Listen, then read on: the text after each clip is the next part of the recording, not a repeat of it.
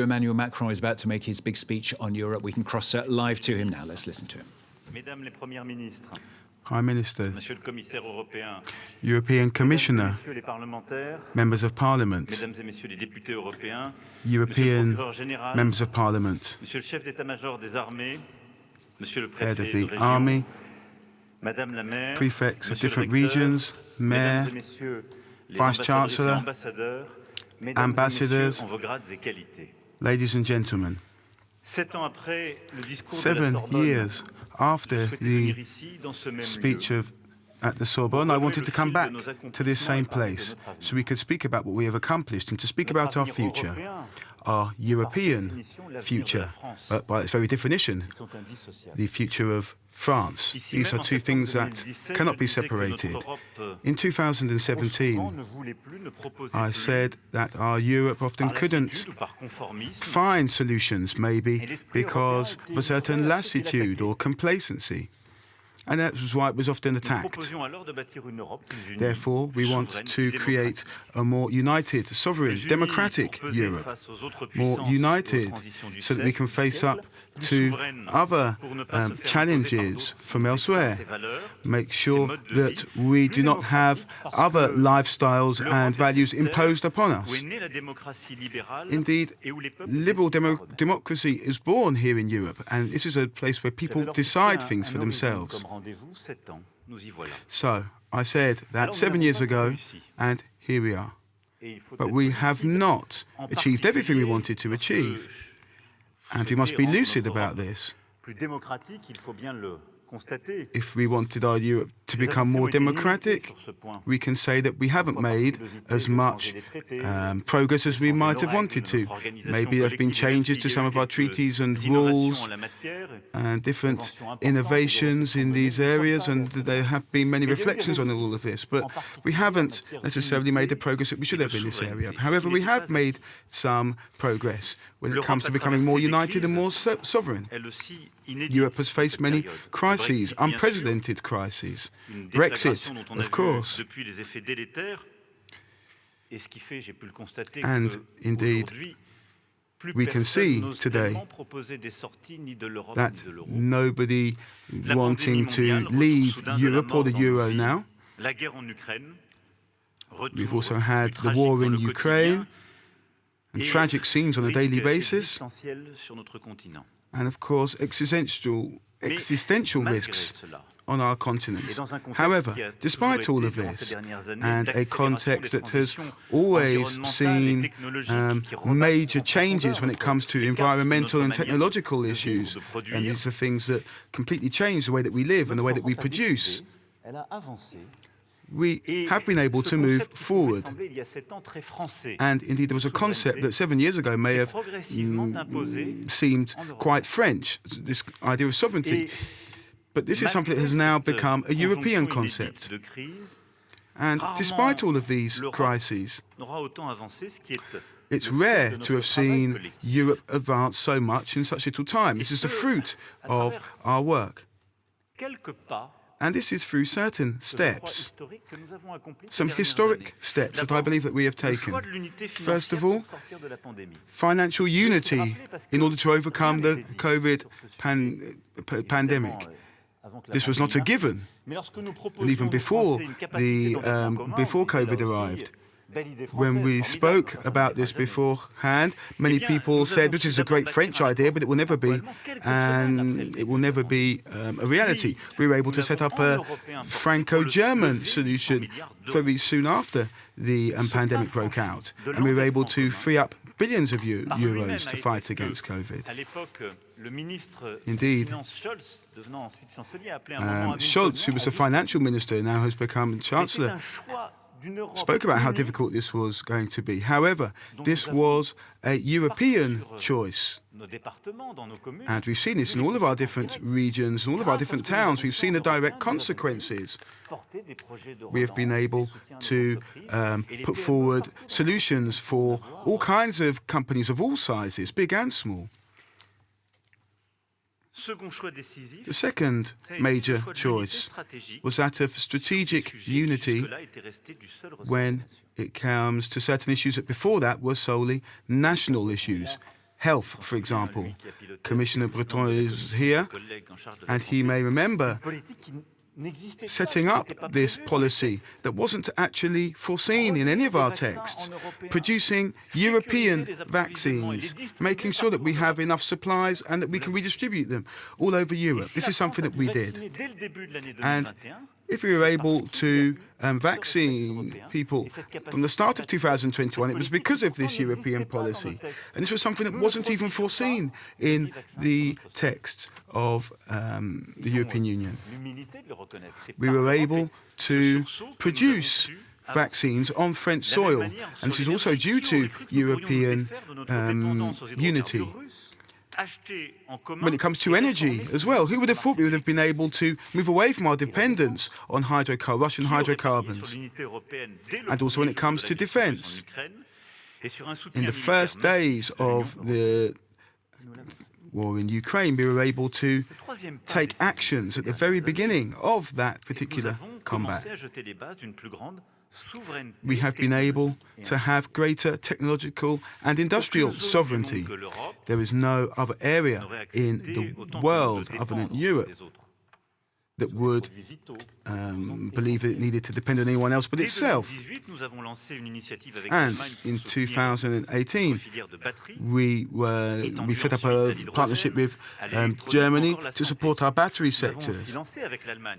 We have also, alongside Germany, been able to set up the Tank of the Future initiative and combat systems for the future, and also when it comes to submarines as well. However, as soon as the pandemic broke out, and from the very first weeks of the war in Ukraine, during the Versailles summit, we were able to set up a real strategy, an autonomous strategy. And this was a choice to stop having certain other dependencies in certain sectors, such as when it comes to semiconductors. A policy was put in place, investments were made, and we were able to reshore companies. Something that we hadn't seen before that in certain sectors. We can accuse Europe of a certain naivety beforehand when it comes to technology. And we were able to change some of our commercial practices. And we are only, let's say, halfway along this particular objective. A fourth issue is that we were able to think about and plan for some of the major challenges of Europe. We've heard many criticisms of the Green Deal. Excuse my Anglicism there. But Europe is the only political space in the world that was actually prepared for this transition, putting in place directives for the digital sector so that we can actually regulate content and markets, and also put in place a text that allows us to have milestones when it comes to our energy transition, so that we can also foresee our international obligations. So we have actually set up made a transparent choice. And now we need to make sure that all of this can actually be done on the ground in the different countries of Europe. However, we have been able to set up a European schedule for this transition. Elsewhere in the rest of the world, we see that superpowers have taken some actions, but they haven't actually been able to explain how they're going to respect their commitments. So, we can now see these as stable objectives. And I will speak later about how we can make all of this compatible with growth, full employment, and industrial progress. A fifth achievement is that Europe has been able to reaffirm the existence of its borders. Europe is based on free movement of people and of goods. And so, however, sometimes we may have neglected our external borders, not as watertight borders, but let's just say that understanding that these borders need to be taken into account.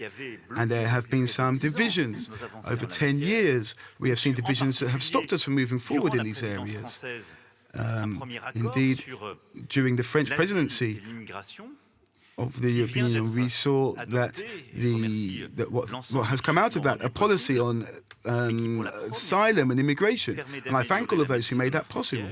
And this is for the first time allowing us to put in place obligatory procedures when it comes to people entering into Europe through our external borders, and showing how we can return people who shouldn't be on our soil to their countries, but also being able to better welcome those who should have access to Europe. And sixth, we have been able to think about our neighbour, let's say the European neighbourhood.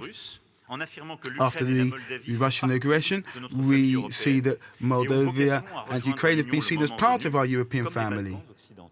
And we've also been able to send out a strong message to the Western Balkans. Indeed, we are now able to clearly speak to these countries about the kind of reforms that need to be made so they can integrate Europe. And indeed, our union can only actually enlarge if we take necessary reforms also within. So these are actions that have been taken at a European scale. An initiative that was taken in May 2022 goes beyond looking only at the 27 countries of the European Union. We have spoken with the United Kingdom, with Norway, and with countries in the Balkans, so that we can really speak about having concrete cooperation from a geographical point of view.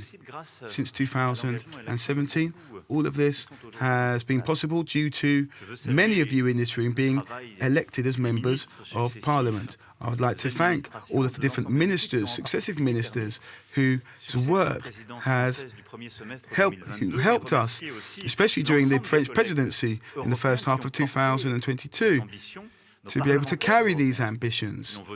Our European members of Parliament, who carry out the work of the Parliament and who help feed into the work of the Commission. Indeed, this concept of sovereignty that before perhaps seemed strange for Europe has become a reality. And we've seen this over the last 7 years. We have perhaps done this through different kinds of methods that are perhaps not a method that is the Brussels method, if you allow me. We've been able to expand this to all of the European capitals. And we've also been able to build bridges with Germany, for example, with the Aix-la-Chapelle agreement with Italy, with Spain as well in Barcelona. And there will be new treaties signed even tomorrow. We have been able to build bridges again with countries in Central and Eastern Europe. And we are trying to work on multiple geographical areas, making sure that together we can move forward. So this is what we've been doing, and it's a lot over the last few years. Without this progress of the European sovereignty, we might have been behind the progress of history, but we did react, and if we hadn't, the situation would be really dramatic. We had a financial situation where we were divided and we were not sovereign. So it took us 4 or 5 years to sort this out, but within a year we managed, like the United States, and the crises that we've been going through, and we did react quickly and in a united way, means that we are where we are today. But is it enough? Can I really come to you with a very satisfied speech? I am lucid and honest, and the battle is not yet won. At the horizon of the next decade, which we must view, there's an enormous risk of being made fragile and demoted because we're in a world of acceleration of the transformation. My message is simple, as Paul Valéry said after the First World War, that our civilizations were mortal and that we had to be lucid. Well, Europe is mortal. It can die, and it only depends on our choices. These choices have to be made now. And it's today that peace and war are choices, because we need a security, we need big changes. We have artificial intelligence, we have decarbonation, we have lots of crucial themes where we have to decide now and decide whether Europe is going to be an innovative research continent or not. The attacks against liberal democracies, against our values, and I'm saying this in this particular forum of knowledge, it's the top of the cream of European civilization, with the notions of liberty, justice, and it's now that it's at stake. We are at a point of divide where we know that Europe is mortal, and it depends upon us. And to explain how serious the matter is, first, we don't have the proper weapons against the risks. In spite of everything I did and we did, and that I've mentioned, we have a lot at stake. We've woken up. We've doubled our defense budgets. France has, with the second programming law, but this awakening is still rather slow. There's an acceleration in the world. There's the Chinese-American tension, which led to an escalation of technological innovation and armament budgets. We have regional powers that are increasing their action and their power. Iran, Russia, and Europe is in a situation of being cornered on all its borders, and we're reacting too slowly, facing the reality of all those movements in a context where, whichever way you look at it, the United States have two priorities: themselves, that's fair enough, and the Chinese matter, secondly. And Europe is far behind. It's not a priority for their geopolitical view. However strong our alliance is, and however they are committed on the Ukrainian front. So we used to buy from Russia, from China, and delegate our security to the States. Well, this is over. There are deep changes, and we need to move to a different scale, because the rules have changed, the facts have changed. War is on the European territory, and it's carried out by someone who has the nuclear power. Iran is about to have nuclear power, and that's also a big game changer. Second change, economically, our model is no longer viable. We want to have everything, but it's not possible. We want to have a good social model, and we have the best regime for solidarity in the world. We want a decarbonated climate, but we're the only territory who took some rules in order to reach decarbonation. We want a trade system which is good for us, and but there are other people who are changing the rules of the game. There's subsidies in China, in the States. We can't have high environmental and social standards, invest less than our competitors, and have naive commercial policies and hope hope that all this will go on. It won't. The risk is that Europe drops behind, and this risk is already starting to be visible. In spite of all our efforts, the GDP has increased between 73 and now by 60%, whereas us only 22%. And this is before they decided to implement the Reduction Act and start subsidizing their industries. Whereas we're working on our green technologies. We have this challenge. We have to revise our model because the rules of the game have changed, and they've changed a lot because the first two leading powers have decided that they're not going to follow the rules of international trade anymore. And that's very simple. For 20 years, we believed, okay, let's take China into the World Trade Organization, and they'll follow the same rules. We don't follow them. It's like if the first world economy had suddenly decided to just shed all those rules.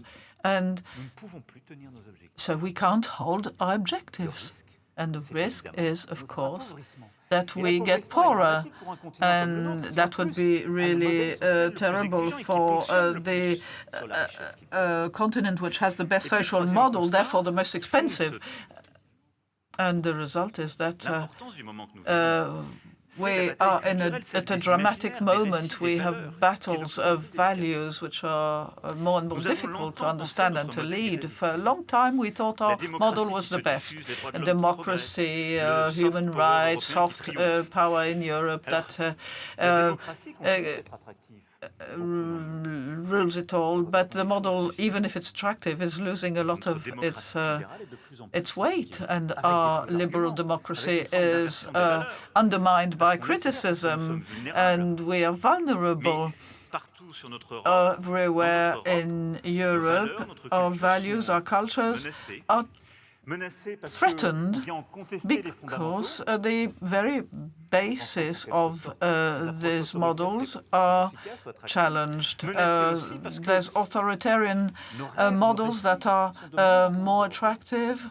There's other views, and everywhere where we see our children and adolescents being influenced by the American or the Asian models. I'll get back to some of these models. Our Europe is therefore more and more challenged. Its attractiveness is no longer obvious, and its power is also lesser. It can't write history anymore, and it's following history as written elsewhere. So we have a geopolitical view. There's the cultural views, which lead us to reconsider the question of sovereignty and put it more on the forefront. But what is sovereignty? When I told you before Europe could die, we have to respond to those challenges of history, and the solution is in our ability to react and to realize that the rules of the game are totally different now, and that we need to take massive strategic decisions and accept the change of paradigms, and underneath to think in terms of power, humanity, and prosperity. And I think those are three leading ideas which would give content to the European idea, to the principles, to make Europe something that's not going to disappear. We need a political project. in a world that is more and more threatened. So let's start with power. A powerful Europe is a Europe that would be respected, that can guarantee its own security, that has borders that it protects, that knows about the risks which it's exposed to, and is getting ready against this risk. So for that, we need to forget about being a strategic minority state.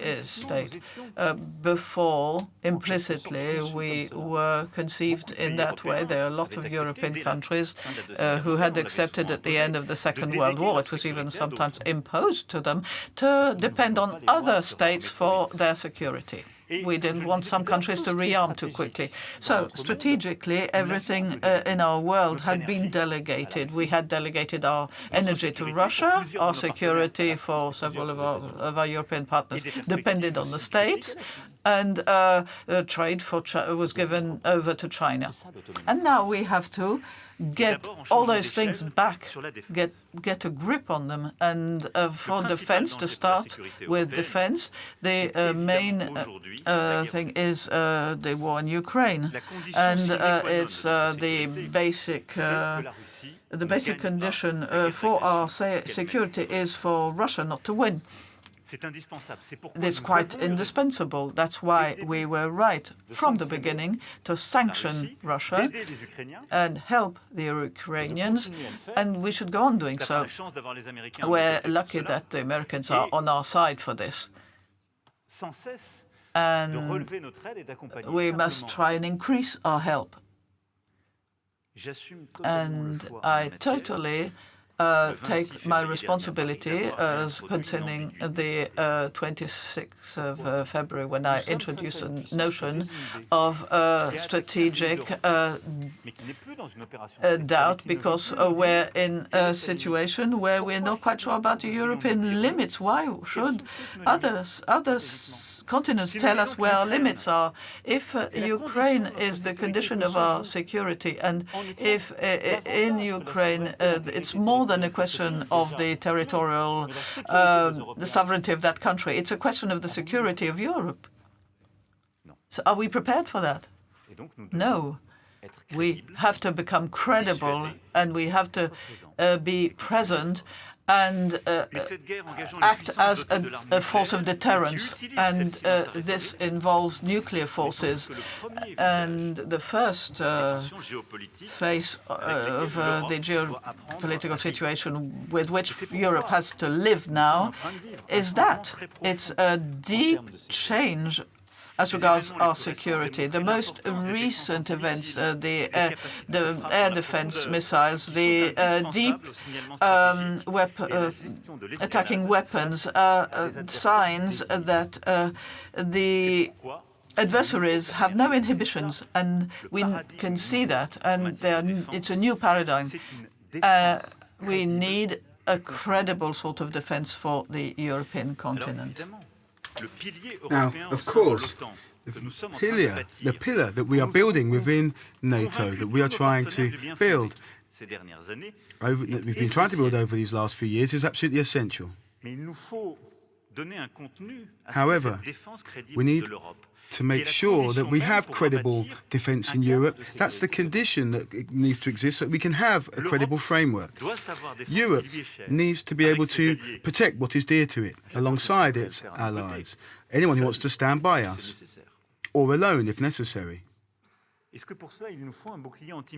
Do we need to have an anti-missile shield, an anti-missile system, maybe?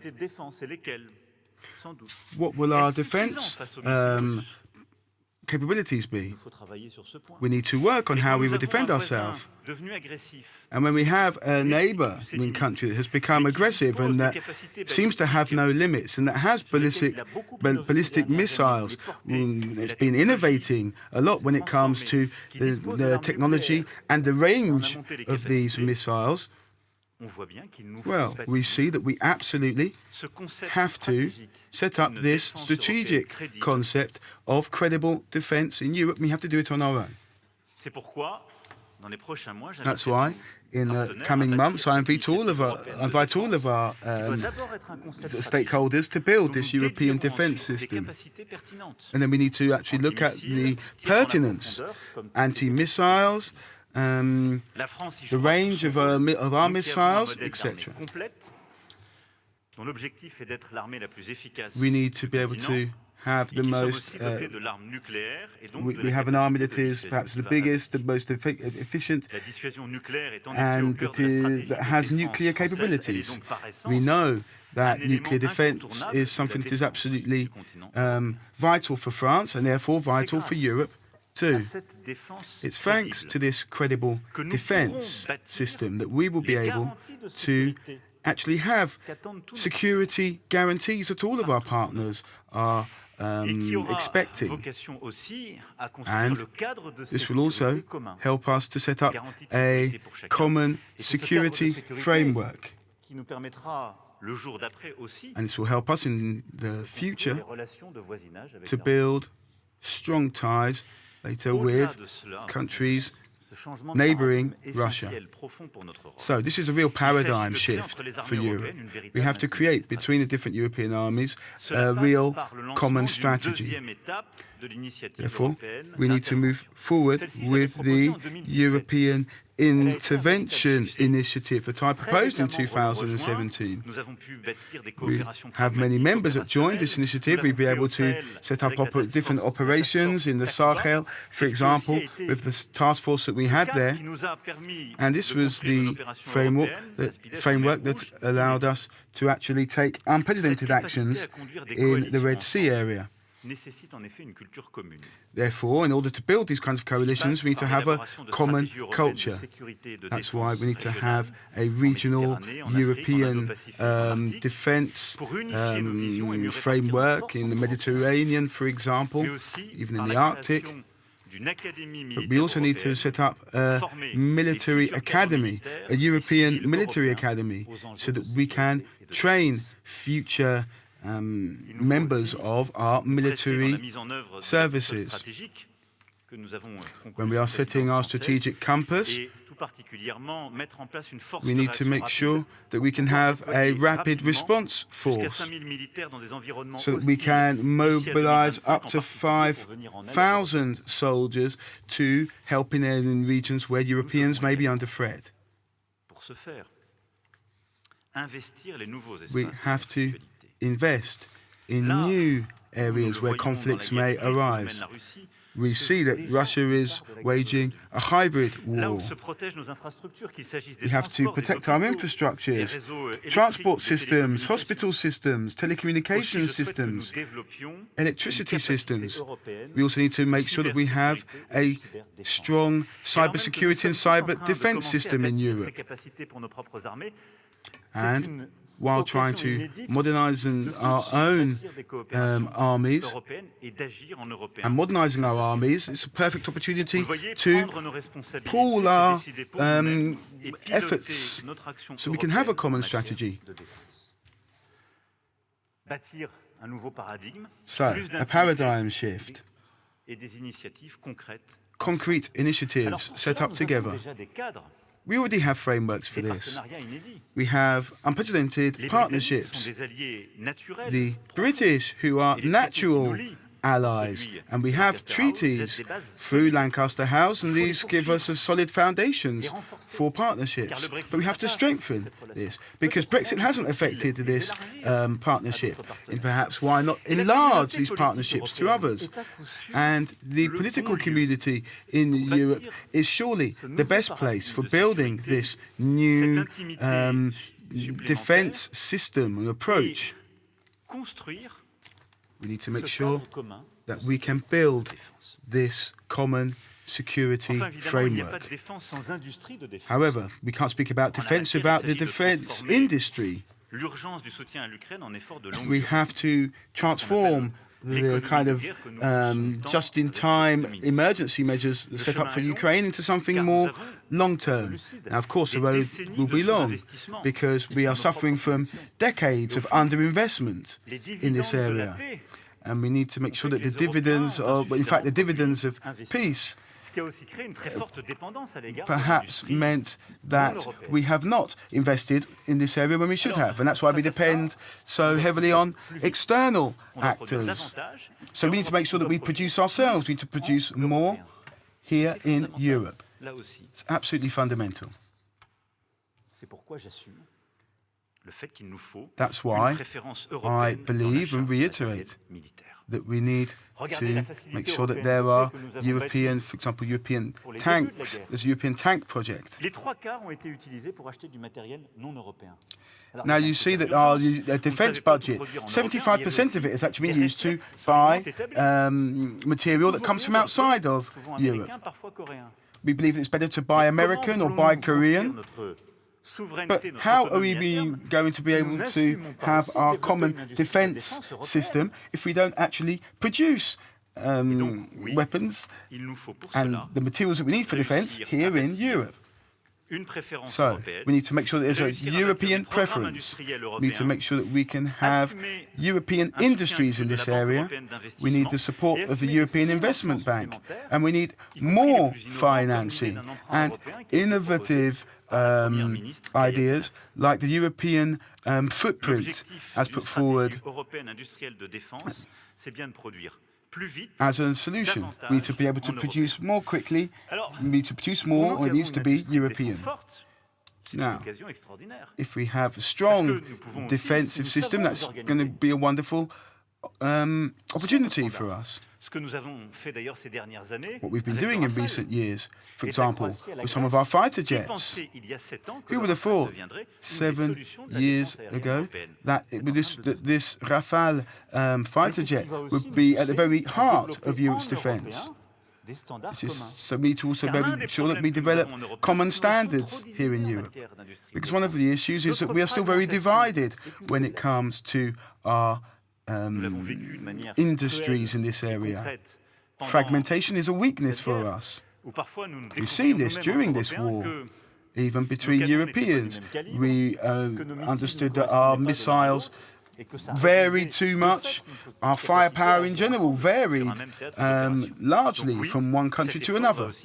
So we need to make sure that there's a certain standardization of our materials and making sure that there is a real industrial policy when it comes to defence. This is something that is absolutely vital. You will have understood that it's not just about moving on to a new step, but really a paradigm shift when it comes to defence, when it comes to strategies, when it comes to a new common framework. However, this strong Europe when it comes to defence will also depend on diplomacy. And all member states can add their brick to that particular wall. We need to make sure that there is greater European consistency and coherence, and cohesion, rather. We need to complement, use it as a complement to our defensive ambitions. We need to make sure that we can build partnerships with third countries.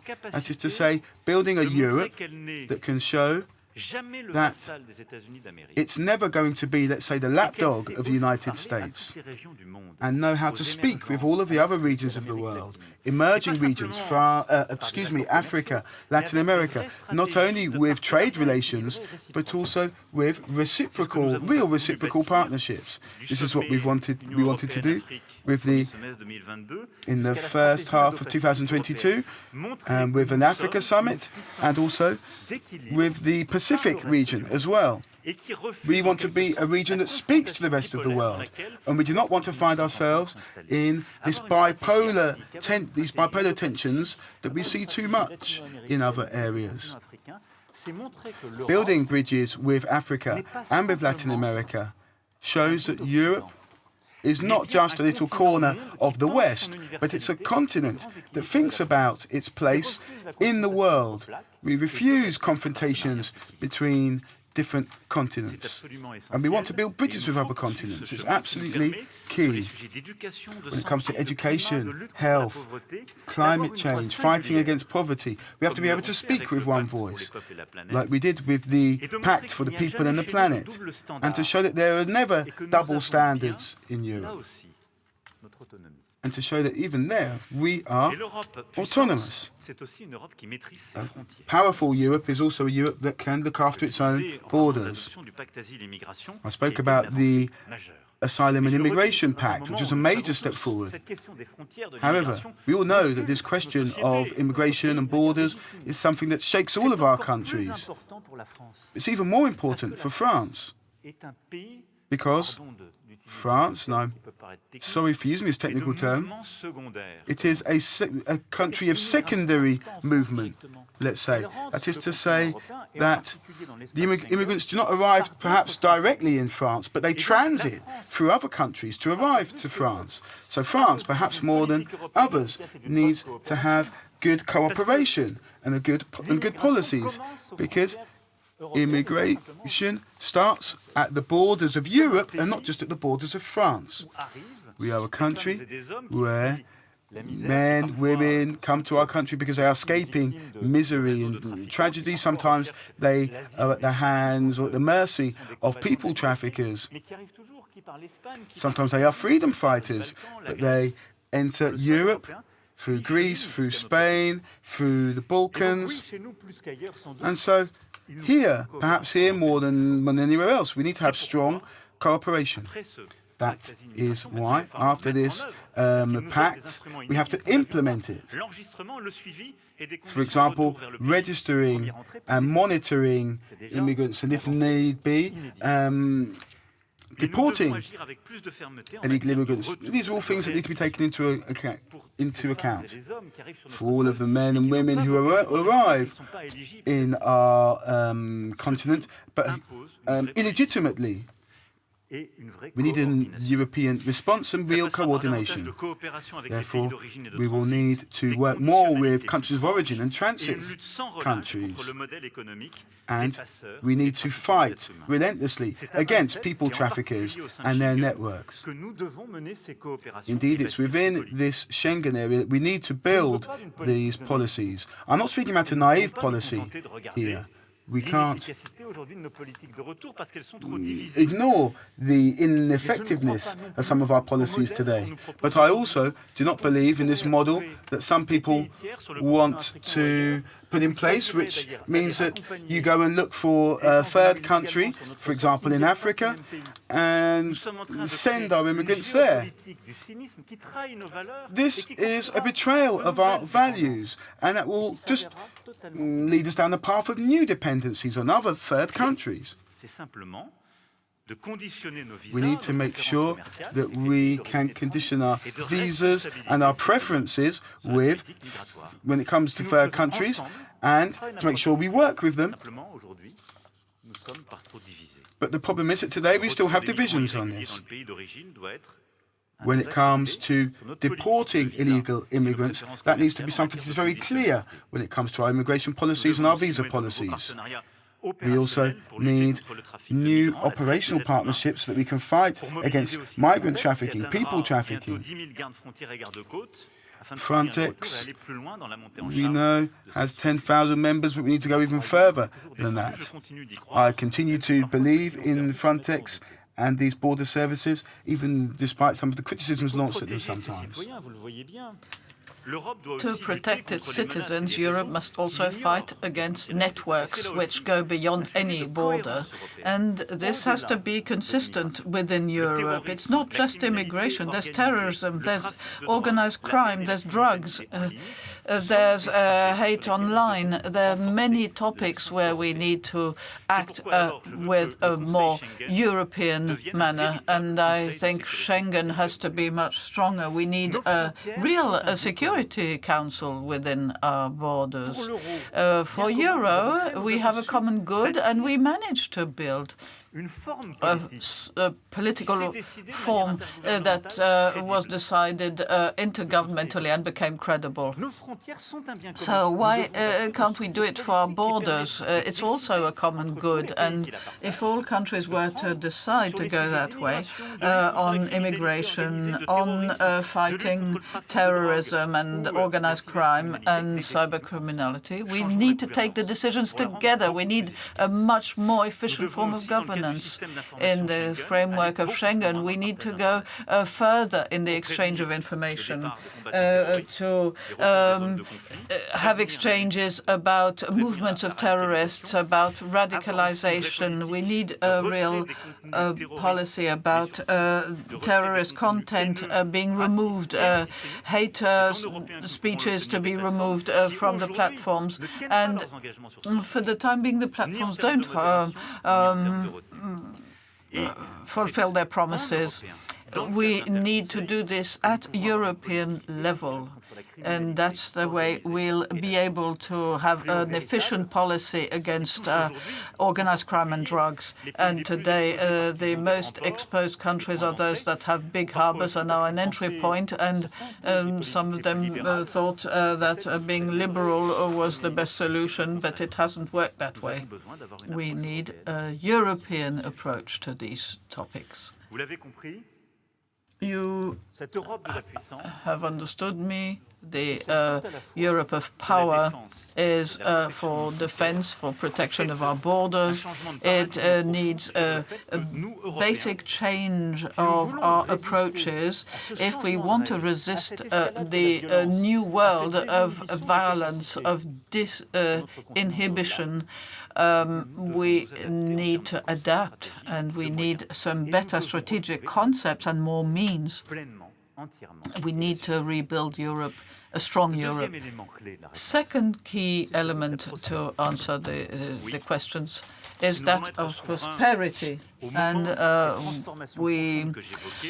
if we want to be sovereign, we need to build a new model which will involve growth and production. You don't have any powerful organization which doesn't have resources and an economic model. There's no social model just on its own if you haven't got the money to fuel the systems. We are in a world of free, liberal trade. The rules were different. We thought we had an unlimited supply of raw materials. Climate change was not something we thought of.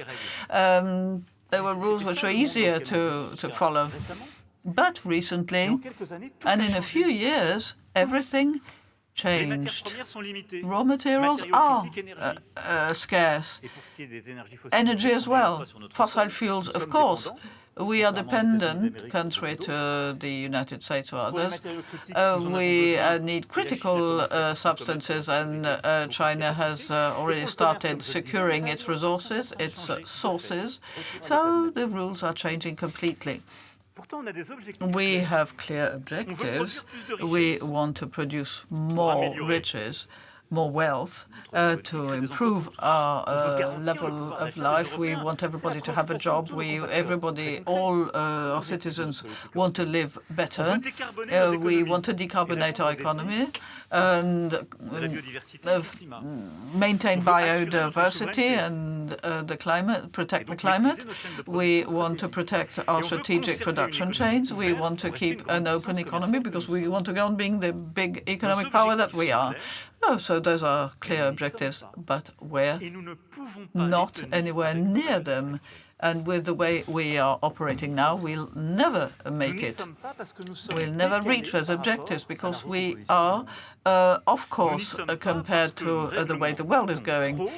We have too much regulation, not enough investment, we're too open, and we don't defend ourselves. That's the reality. So we need to build a new form of progress towards growth and prosperity. We have policies for competition, for trade, for budgets, but they're not going to cut it. We need a simple adjustment. It's very simple. We're going to lose the race. And I can see the different courses on which Europe and the United States are. The real question is, where are the green technologies? Where are the IA capacities? In the 5 to 10 next years, things are going to be crucial, and we're at a turning point in history. We need to stop over-regulation, increase our investment, change our rules, and better protect our interests. Those are our objectives. And this prosperity pact is what we need to build. There are some basic bricks for this building. First, we have to produce more and greener, and a decarbonated production is a great opportunity for our industries in Europe. It's already started happening with semiconductors, hydrogen. We've rebuilt some sectors of the industry. So it doesn't mean to say that growth is the opposite of decarbonation. If we manage to get on board on the new areas of investment, it isn't. We are almost capable of supplying all our batteries that we need in Europe, and by 2050 we will have achieved that. We are good in semiconductors, and the results for the job situation between Dunkirk and Voss in the south, we've managed to reduce our dependency, and reindustrialization with green objectives is something we can do, and that way we will be the least polluting continent. We'll reach the point of zero plastic and decarbonation if we go that way. But we need another condition, which is deregulation, less regulations, and simplification. This is we had 27 systems of rules before. Now we've got one in certain areas, and Nicoletta has suggested to keep going and offer this simplification to our companies. In favor of that, we can certainly follow the path of the single market for other areas and extend it to telecommunications, etc. And we've got to get out of this fragmented system. We have to be more innovative, reduce the transaction costs, have more innovative capability. And that is the transition we are seeking for, and we need a better competition activity to be more competitive. We need to make new investments on the front of the 27, but simplification is not just a question of single market, it's also lifting some of the rules which create borders between our 27 countries. There are some our domestic market and our 450 million consumers is a great asset compared to the States, but we need to develop it. We need to stop the complication of Europe. We've built good regulations. It gave us some milestones, but we also sometimes went a bit too far in the level of detail. Sometimes we stopped some of the economic actors to work long term. We must be courageous and lighten some of the complications for our small and medium-sized businesses. We have to take into account their constraints. When we create new standards, take their concerns into account. We must make things more proportional, have big ambitions, and also more trust and less tax, and also revise our point of view on subsidiarity. That means give countries a given flexibility. And in the next few years, we hope to have several waves of simplification, and it doesn't mean to say we drop our large ambitions, but we can simplify the implementation and better accompany our economic partners. We also need acceleration of the industrial policy. This was industrial policy was not a word one wanted to use 7 years ago, but now we're coming back to this concept because it's the possibility of producing anywhere on the European territory. And it means not be internally competitive, but work together, because the cohesion policy didn't even compensate the imbalances which the competition had brought around. So an industrial policy is important for our prosperity, and it's important for the development of the European territories. We have since Prague 2022, when Chancellor Scholz gave a speech, we have the Versailles strategy, which is the Franco-German relationship. And for the industrial policy, we've worked on clean tech and other aims, and we want to have more production, more investment on European territory. We've done it for strategic areas. We want to do it.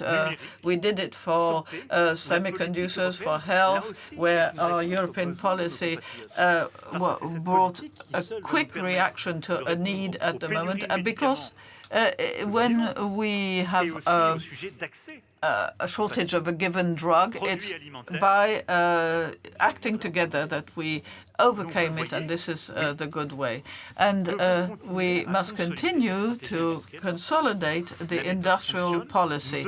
It's a method that has worked. We have to extend it to strategic areas for tomorrow. We don't want to depend on anyone, and we want to become world leaders in 5 emerging sectors. Artificial intelligence, we want to invest massively on the processing capability. We have 3%, us European, we have 3% of the processing capability, but we have a lot to catch up. We want to reach at least 20% in 2030. Quantic data processing, space, Ariane 6 needs to be reinforced. Ariane 6 is the condition of the European access to space. It's absolutely necessary, and beyond the new space and the new manned projects, new technologies, new energies, the new reactors such as fusion. The European Union needs to adopt financial plans for these 5 strategic areas, and for that we need the proper instruments. We need to invest together. We need to design good instruments. We've already got a few, such as the common interest projects, which our industrialists know. They really helped. In 2018 with Germany, we decided to move forward, but we need to synchronize better post-Inflation Reduction Act. It doesn't work with the Chinese investments. We're too slow and too wobbly, and we need to give visibility to our industries. We need to make the deadlines faster. We need to have a simplified mechanism, such as tax breaks, to give our industry 5 to 10 years and to make it, and for rebuilding the key sectors. We see in sectors such as the medical sector or the chemical sector that we are not fast enough.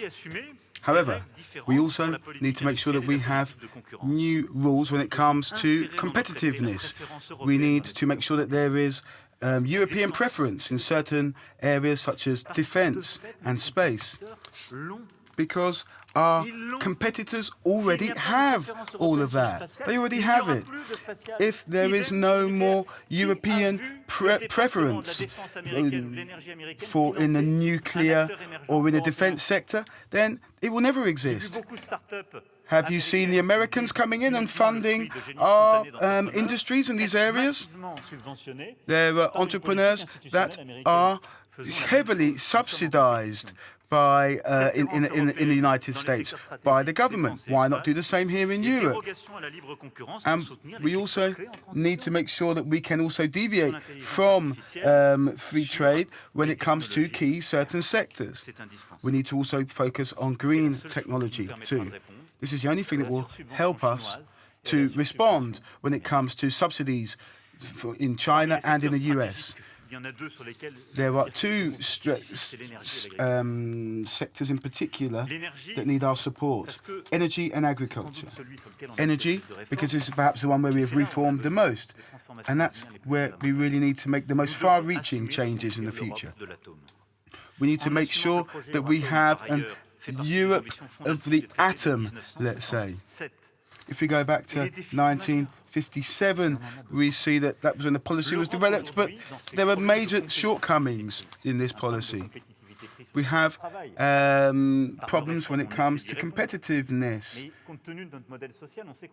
And we know that when it comes to our social model, there are limits. But we have real issues when it comes to energy, because we depend on other regions, and we do not have our own hydrocarbons. If we can change that, we will become more competitive. So decarbonised energy produced in Europe will be the key.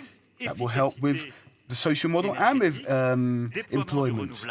We need to deploy renewable energy, and we need to focus on nuclear energy too. This will help us to be a real superpower when it comes to electricity. We have committed errors in recent years by already starting to fragment the hydrogen and the electricity sectors. We need to make sure that decarbonised electricity can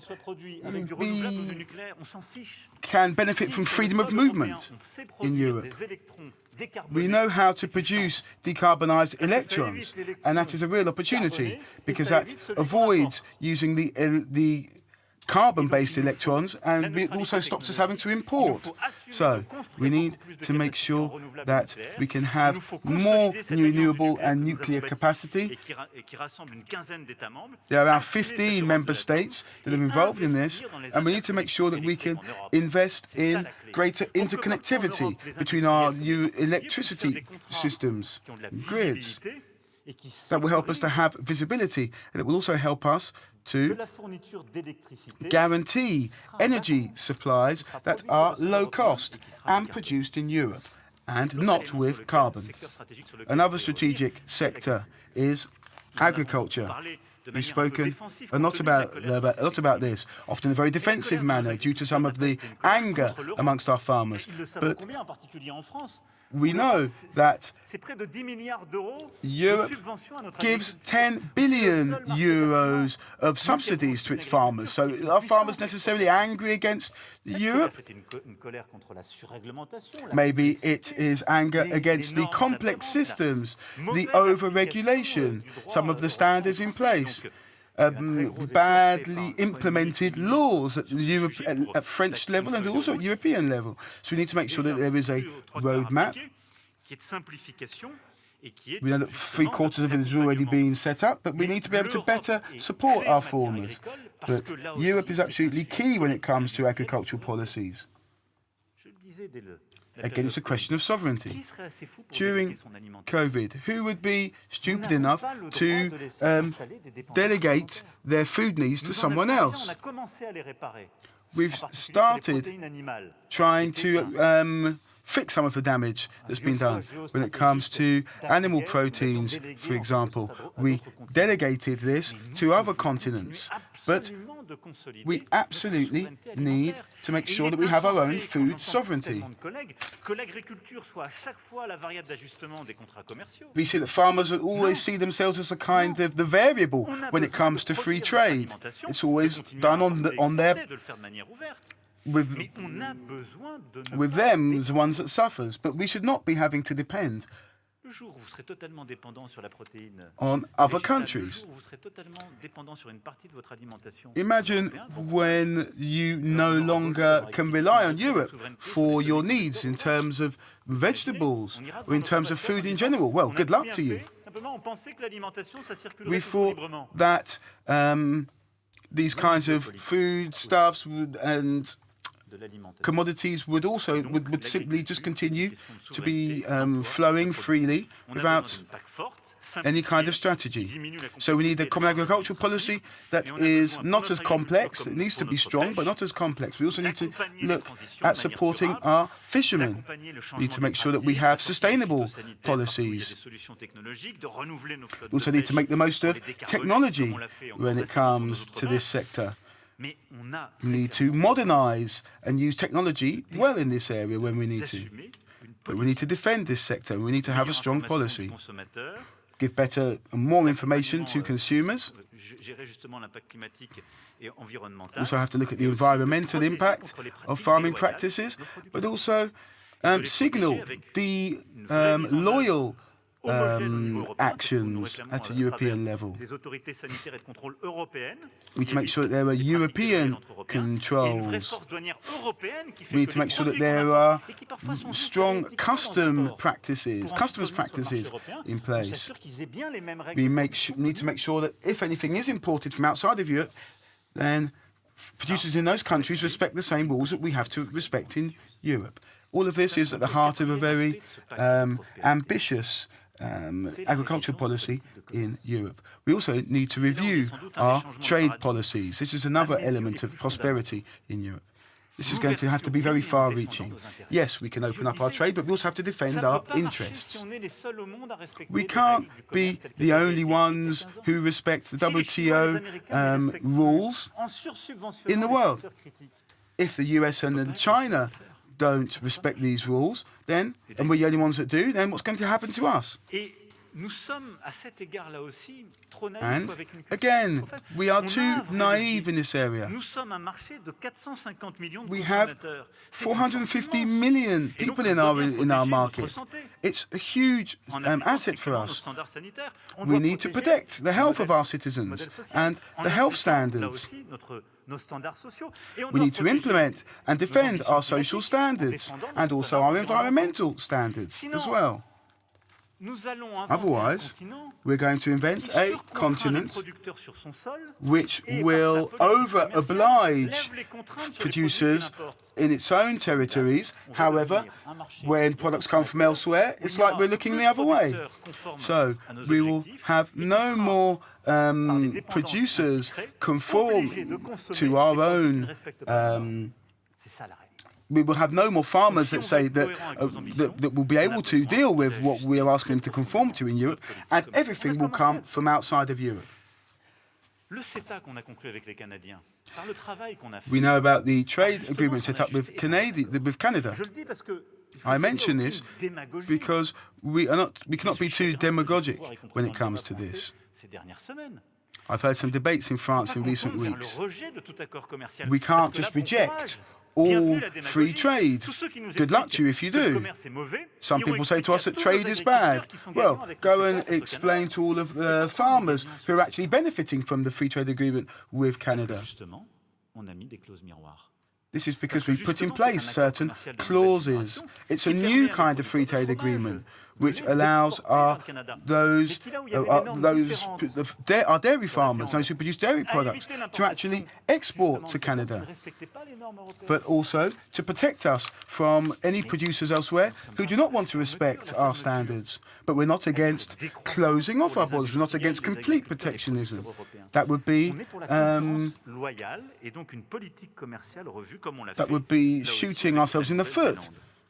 Les accords de commerce modernes et justes modern and fair trade agreements that respect the Paris agreements when it comes to the environment, and also focusing on certain sensitive agricultural products, show that all of this is what we need to really take into account. For example, when you look at our dealings with Mercosur in this area, we need to make sure that we have these mirror clauses, that these reciprocal clauses in our trade agreements. And we need to review the standards that currently exist. We also need to make sure that everyone knows the carbon footprint of different products and that consumers know. So that way they know that the made in Europe products are almost always systematically better for the environment than those that come from elsewhere. And if not, then these products should not be able to enter European soil. We need to make sure that we have clear controls, and this is the only way to make our trade credible, and the only way to defend our borders and our producers. Otherwise, there will be mass disindustrialization.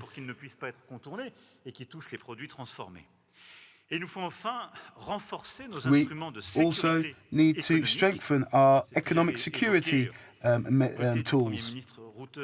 I spoke to Mr. Rutte about this at The Hague.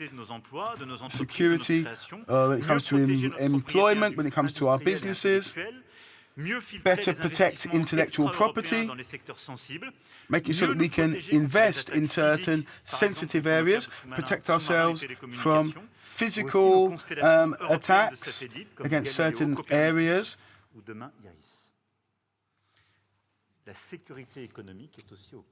Economic security is also at the heart of these new trade policies. A fifth element of our prosperity is fighting for innovation and research. First and foremost, we should be obsessed with productivity. And to do so, we need to be able to innovate and to carry out research. We already are, for many of our countries, such a power. However, we need to make sure that we train more talent and we can retain talent here in Europe and avoid a brain drain. We know that there is competition from America and from China. Therefore, we need to make sure that 3% of European GDP is dedicated to research. We are making efforts here in France in this area, but we also need to make more when it comes to public investment for public research projects, but also private research. It's absolutely key for this Prosperity Pact. The Horizon Europe programme needs to be strengthened, focusing on the most effective programmes, notably the European Council of Research. We need to be ready to take certain risks. The council that exists, the Research Council, has been working in this direction. But we need to make sure that we have the best scientific teams in order to carry our ambitions. It's absolutely key. We need to make sure that we are a continent that is investing in disruptive, innovative solutions. That's how quantum computers, electronic chips, and all of these different types of technology will be able to put Europe back on the research and innovation map in the world. And we need to be able to respond to this, also to some of the health issues that we have in Europe. We need to make sure that we have a European plan for research and development fighting against cancer, Alzheimer's and degenerative diseases. In these areas, we are really a breeding ground for reinvestment. And the key is training and being able to attract talent and retain talent. I've spoken a lot about raw materials, but perhaps more than today, resources, one of the rarest resources will be talent. Especially that's why higher education is absolutely vital for Europe. And we need to make sure that we have strong startups. With the Scale Up Europe programme, we've done this so that we can become a continent of innovation. And that is part of the Prosperity Pact. And it's related to the ability to invest. Well, that's money, yes. Today in Europe, we have rules which are no longer adapted, because if we take defense and security and artificial intelligence, decarbonation, we have a wall of a ceiling of investment. And when all the figures are aligned, I read all the reports and I read what Commission wrote, what Mr. Draghi wrote, and there's a consensus which is it takes between 650 to a billion more every year to achieve all that. And we can't wait. We have to get that money and invest. We can't wait for our security. We don't want to cry over spilt milk. We want to make all those investments now. And it's now in this decade that it needs to happen. We're already late compared to the United States and to China. This massive investment means that we have to change our collective rules. There's something that I think is a part of the past. We need to invest with a different set of financial rules. Decarbonation is an element. We need to raise our debate so as to include all these objectives within the actions of the European Central Bank. We need to combine all these absolutely essential objectives. We need to increase our investment capability. As I said, we need hundreds of billions of euros of investment a year. And compared to what we've been doing, it was depending on national flexibilities. But that is not the sort of answer that we can live with. We need a common capacity, and we need a common broad investment plan. We need subventions. I cannot prejudge of what will happen, but how will we do it? Will we do a common loan plan, or whichever way, we need to double our financial capability, at least double it. Our budget needs to be twice as strong. We need the shock of public investment. It means once again, we have to talk about the own resources of the Union. I am in favor of having more Union equity without it weighing on the European citizens for all these aims: decarbonation, taxation of corporate tax, use new resources that we need to find. There are many ways of creating own resources that we need to explore. There's a common budget policy, there's a financial policy. To be able to raise all this extra money, we need to appeal to private investment. Our Europe has two main, or even three main defaults, and we accumulate our savings, and we need to be able to use them and invest these savings. Secondly, we're not risk takers.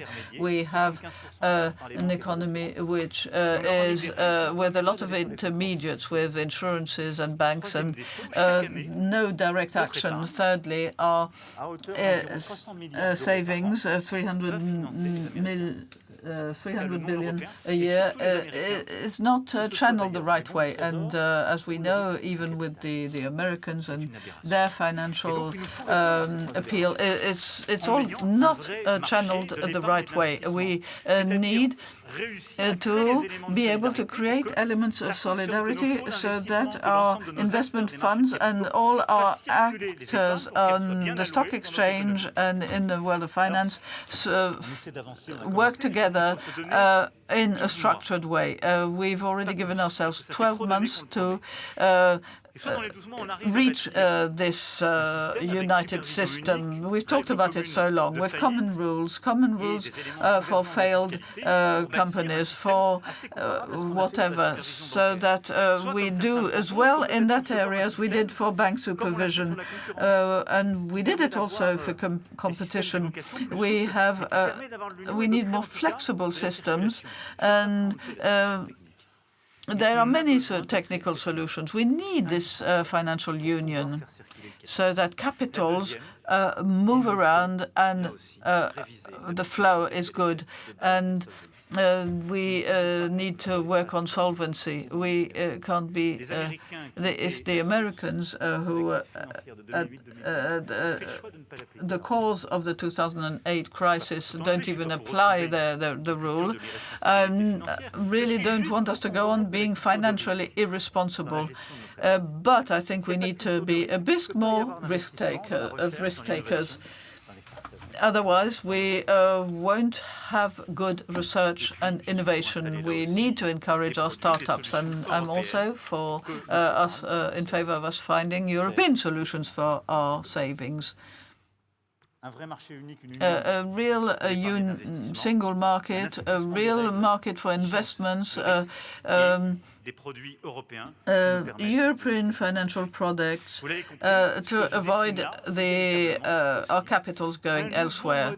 We need a new growth and prosperity model that means simplification, decarbonation, a deep change of our competitive industrial policy, to have a real research and innovation policy, and to change our monetary and budgetary and financial system.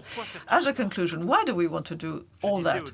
As I was saying at the beginning, Europe could die if it doesn't keep its borders,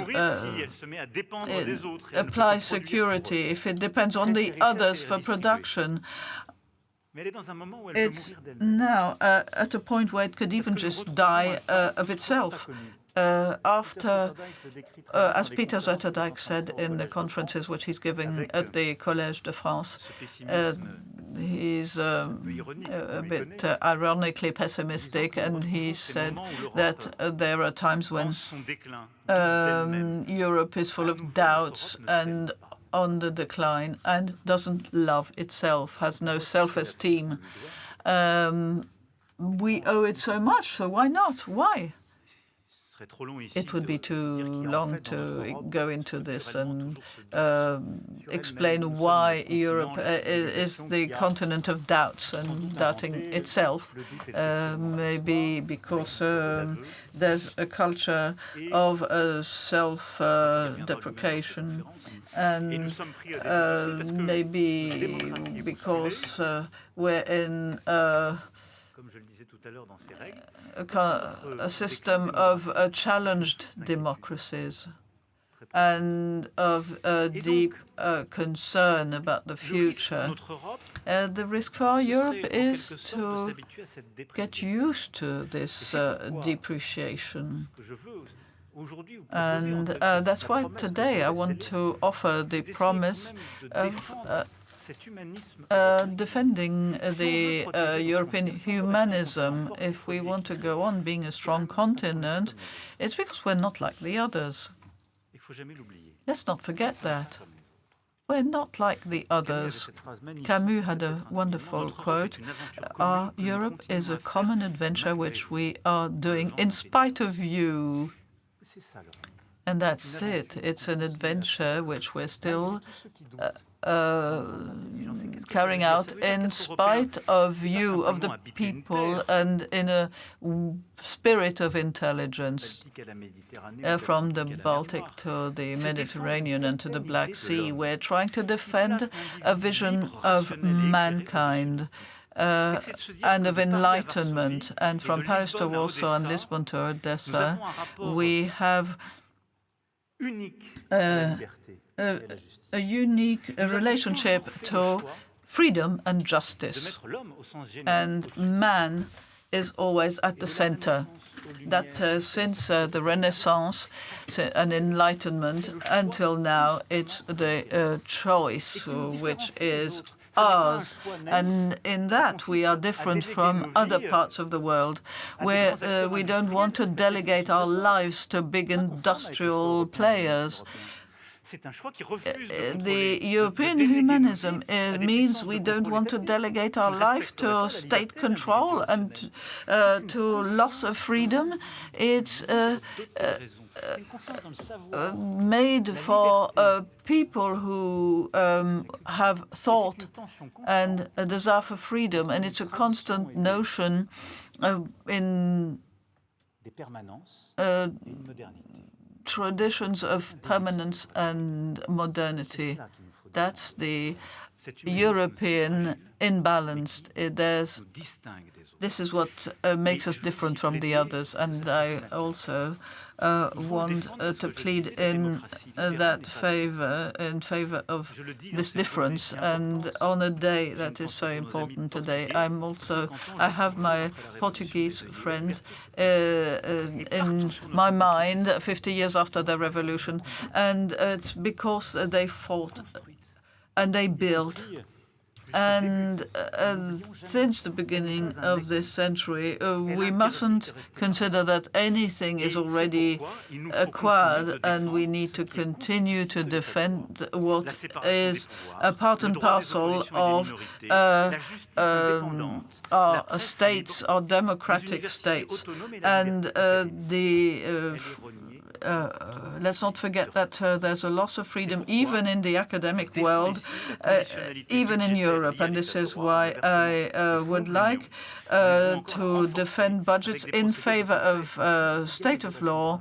And Europe is not just a window, a shopping window where we choose this or that. And that's why we need to reinforce our ability to combat interference. It's been denounced by some of our colleagues. We have a return on our territory, thanks to television, thanks to social networks, of a sort of a naive approach of our rules and of the problems of democratic civility. And there's a lot of false information, fake news, and we have to combat that too. And be truer, particularly when this happens at the time of elections. And now there are also reasons to be optimistic. When you think of Poland a few months ago, when people were saying, "Oh, everything is lost," not only they had the best participation in its history in a democratic vote, but there was a remarkable demonstration of freedom and democratic behavior. We need to defend those sort of things everywhere in Europe and spread it around. On the conference about the future of Europe, I defended citizen participation and the European Citizenship Initiative. Those are things which we must develop as Europeans. They are essential to give more impetus to the principle of Europe. And they are transnational lists, which are the possibility at the time of elections of holding elections with a proper European debate. The elections we have today, well, they are like national elections because we haven't built a national electoral lists. Unfortunately, the problem is that we have bodies which make decisions more and more, and democratic participation which hasn't grown since '79, and we need more to be more outward-looking, more action, and maybe move towards the qualified majority. That would be a useful reform for our foreign policy, and even if we could take it further, I won't do that today, and particularly to defend the European humanism is that we believe in a liberal democracy, but we need to forge Europe with on the basis of its citizens' knowledge. There is nothing more important than being an individual with freedom of thought and capable of asking the right kinds of questions.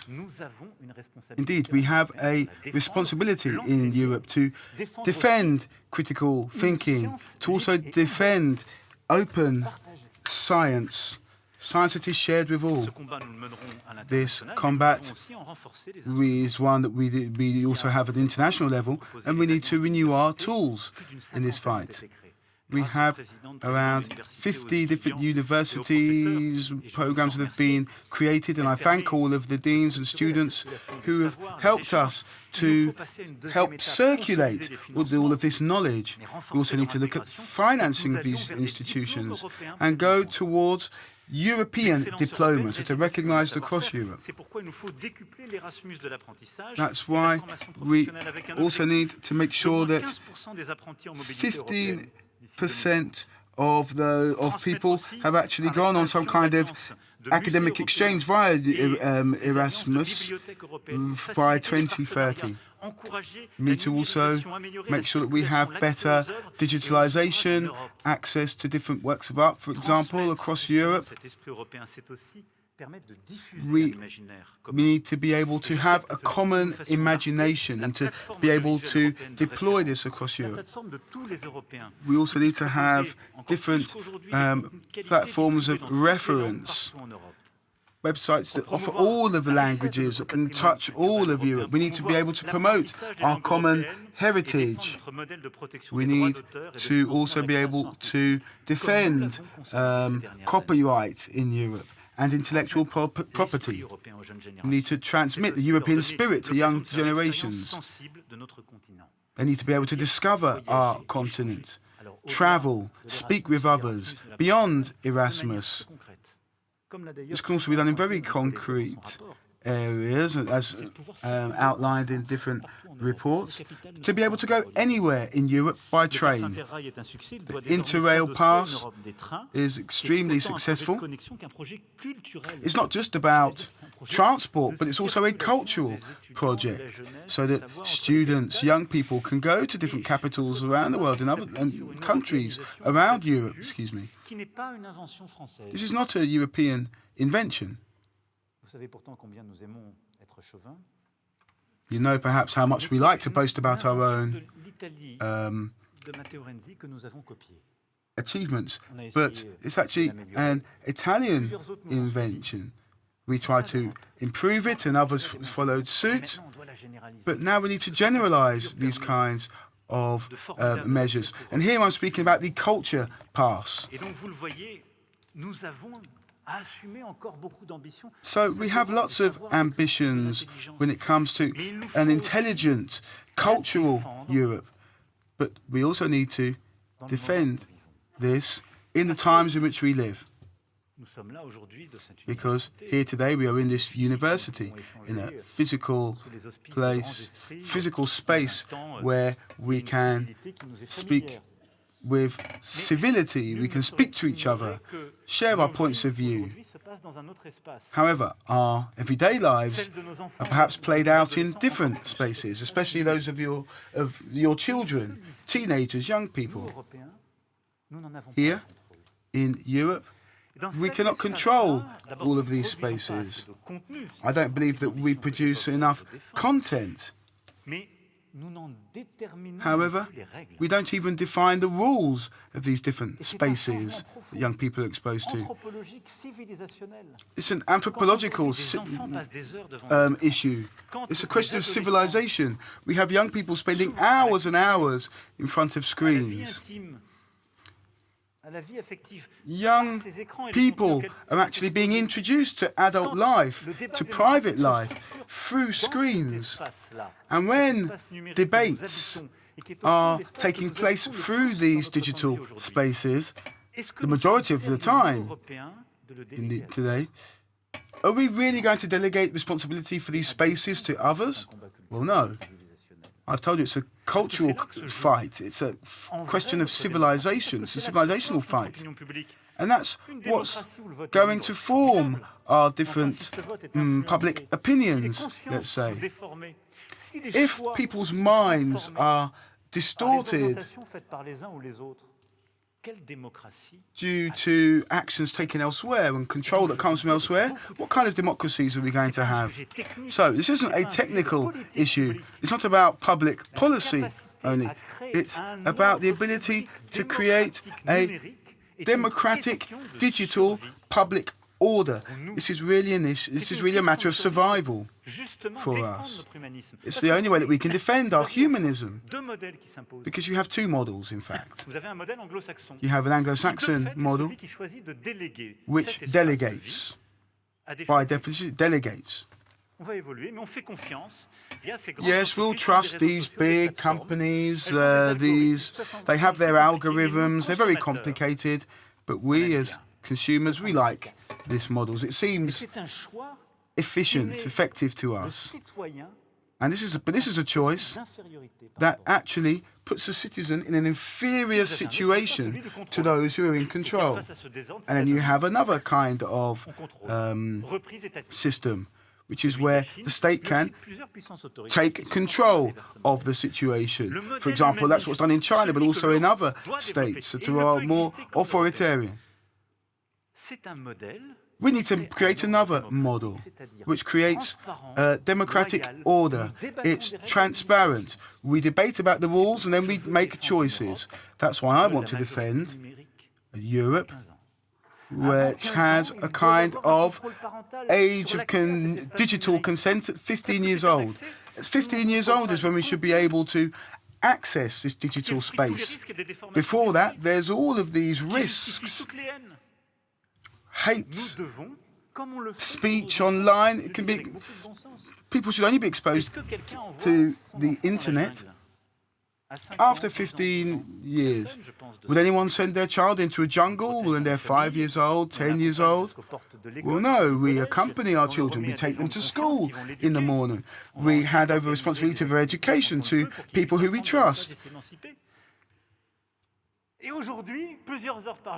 But then, several hours a day, we open the doors to the jungle,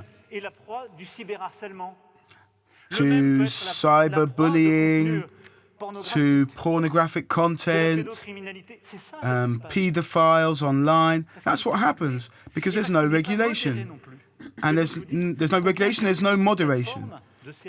Let's think about how many of these social networks actually have moderators in French, not even 10 of them, I would imagine. So we need to get back control of what our young people, our teenagers, are actually exposed to, and say that 15 years old is when they should be able to access the internet, not before.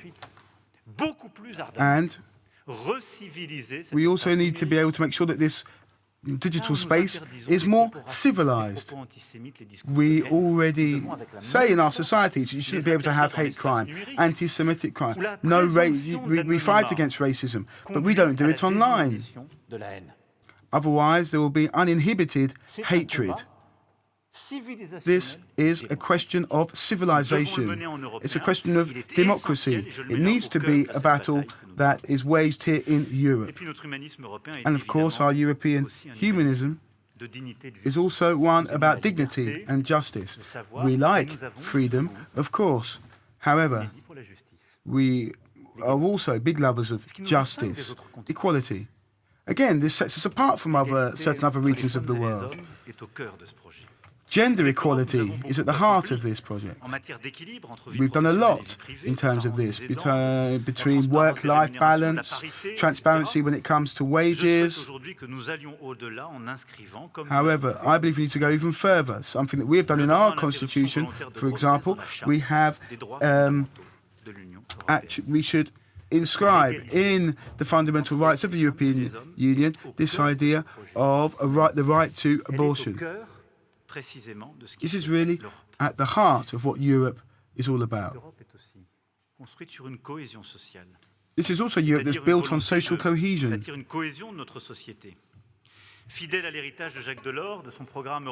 True to the heritage of Jacques Delors, for helping those who are most in need, I propose that we create a European solidarity programme. This would be able to support national initiatives, able to help people in extremely precarious situations. Europe should also have new instruments to help people in terms of their social transitions. We need to have policies based on justice, social justice, and making sure that freedom of movement, accessibility, fighting against discrimination, all of this is actually a reality. And when we speak about justice, I'm not going to go into the whole debate here, the heated debate, when it comes to tax, because it's a good debate when we look at the accumulation of wealth. But it's not just a debate at the European level, but it's at the international level too, when it comes about this minimum tax. So in G20, alongside President Lula, we spoke about this idea of tax. And indeed, this is something that we really need to continue to push forward. This kind of European humanism, this certain idea of Europe, is made of things that are very sensitive. This idea of freedoms, the rule of law, wanting to make sure that knowledge and culture are things that are precious to us. This is Europe. The Europe of that we see in our cafes and restaurants, in our capitals. And it's about the heritage that we want to transmit. That's why Europe is always caught in these tensions, but it has its word to say.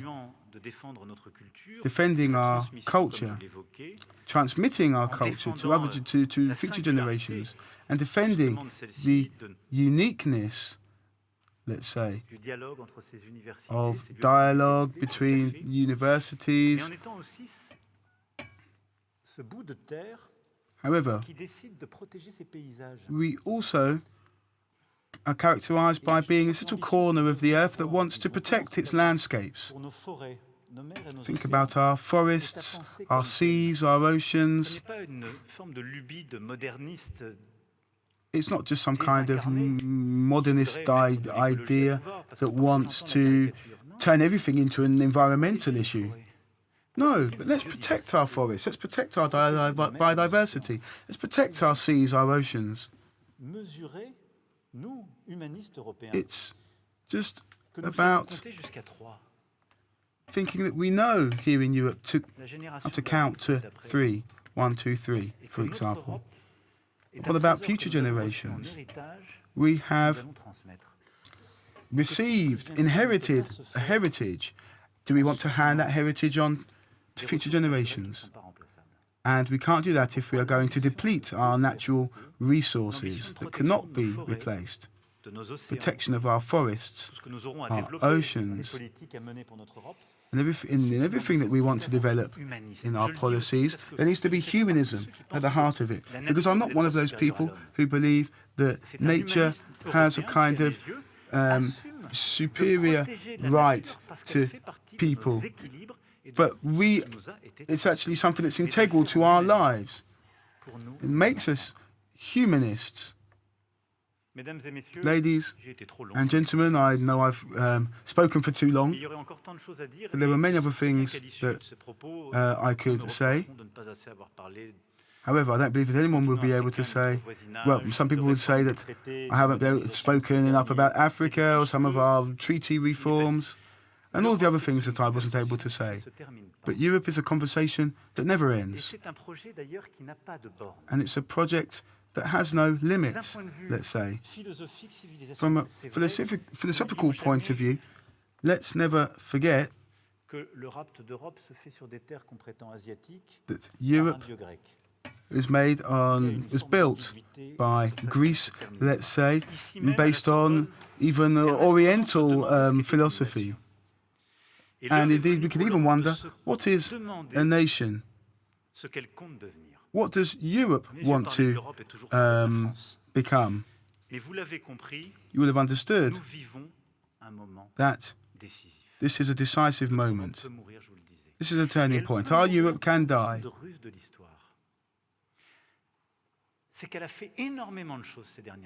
So many things have been done in these last decades. We have won so many different battles, and there's no other nation that says it wants to leave the European Union or the Euro. However, we have become accustomed to this kind of yes, but vision. Yes, I will take everything that Europe has given to me, but I'll simplify it, or I'll do it without respecting the rules or some of the fundamental values. So it's not like I'm asking you to. So it's not like, imagine if you live in a flat and you say, well, I'm no longer going to pay my rent, for example.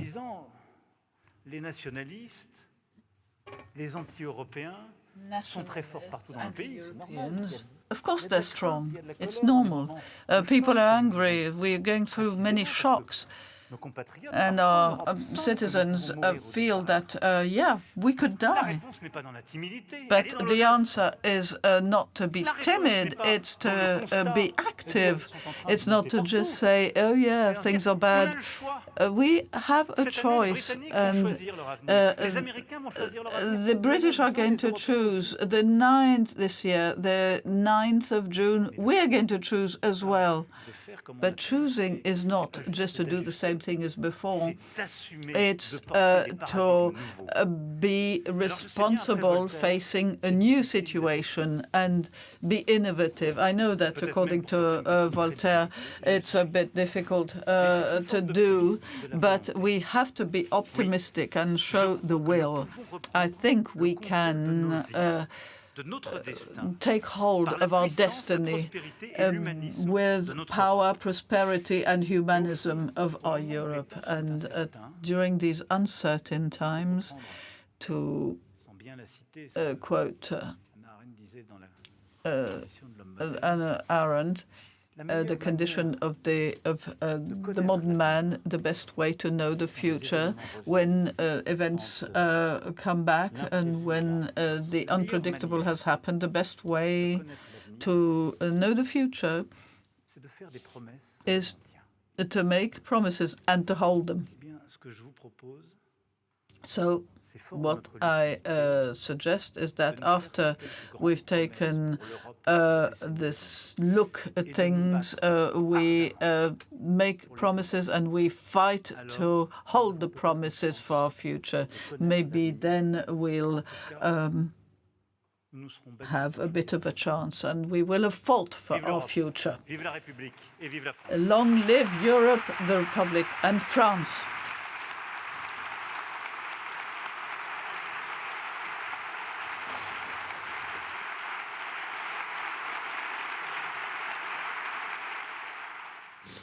French President Emmanuel Macron there speaking at Sorbonne University, giving a roadmap for Europe in the run-up to the European Parliament elections that are due to take place in early June. Armin Georgian, our European Affairs editor, is with me on set to debrief this long speech. It was over an hour and a half long. We do know that Emmanuel Macron likes to give long speeches and to cover many, many topics. And of course, the main topic, one of his main topics was Europe and the way that it's run. Tell us, what does he want for Europe? What is Macron's vision for Europe going forward?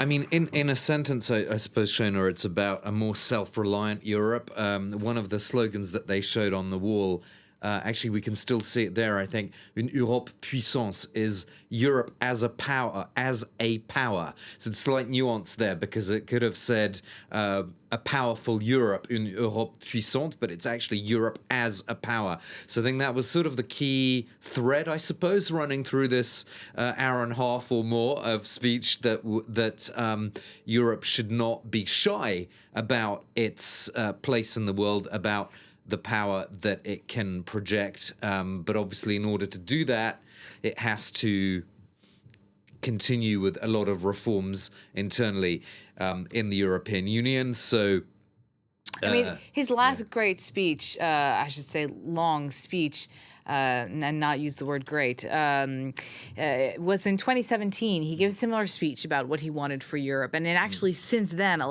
a number of those ideas have been implemented at European level policies. Like, for example, joint debt, the idea of having joint debt, which was long a taboo for Germany, notably, or even having a carbon tax on non-EU countries.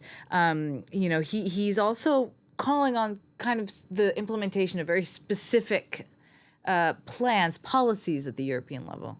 Yeah, we do have to go back to 2017, because that's when he first really explained this whole agenda for Europe, which he calls a more autonomous Europe. I suppose, we'd have to translate that a bit differently in English as, reliant on itself, more independent.